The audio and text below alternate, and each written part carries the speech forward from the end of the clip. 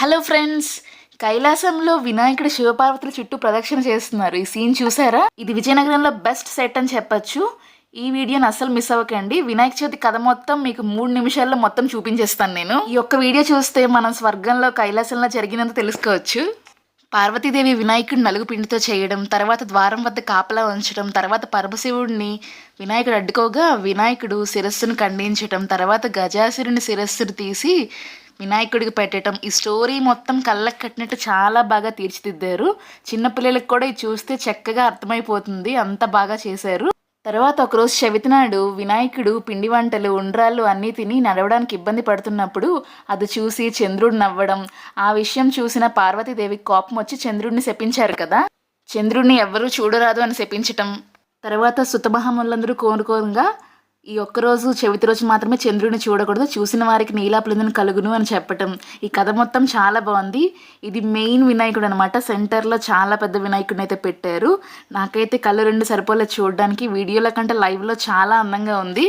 తర్వాత ఒకరోజు శివుడు కైలాసంలో ధ్యానం చేస్తూ ఉండగా ముఖద్వారం వద్ద వినాయకుడు కాపలాగా ఉన్నాడు. అప్పుడు పరశురాముడు వస్తే వినాయకుడు అడ్డుకున్నాడు. అప్పుడు కోపంతో పరశురాముడు వినాయకుడిని గుర్తించక తన ఆయుధాన్ని అయితే విసిరాడు. అప్పుడు వినాయకుడు దంతం విరిగి పడిపోయింది. అప్పటి నుంచి వినాయకుడిని ఏకదంతుడు అని పిలుస్తున్నారు. ఇదైతే చాలా స్పెషల్. మునిలోకాల్లో తీర్థస్నానములు ఆచరించి ఎవరైతే ముందు వస్తారో వాళ్ళకే ఆధిపత్యం అని శివపార్వతులు చెప్తారు కదా.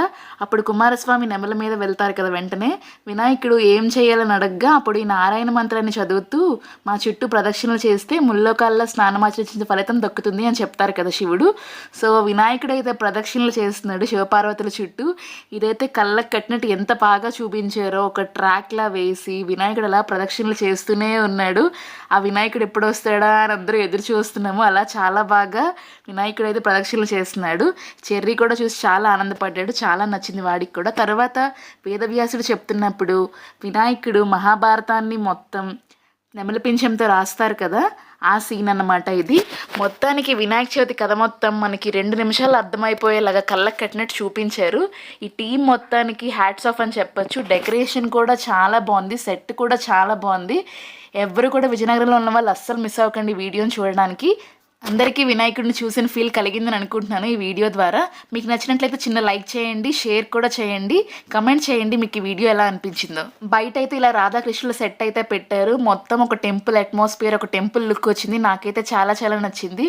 ఇది నేను చూసిన వాటిలో వన్ ఆఫ్ ది బెస్ట్ అని చెప్పచ్చు. మీ పిల్లలకి కూడా ఇలా చూపిస్తూ వాళ్ళకి కథను చెప్పండి. వాళ్ళకైతే 2 మినిట్స్లో అర్థమైపోతుంది, వాళ్ళకి లైఫ్ లాంగ్ గుర్తుండిపోతుంది. మీకు నచ్చితే లైక్ చేయండి. Bye bye.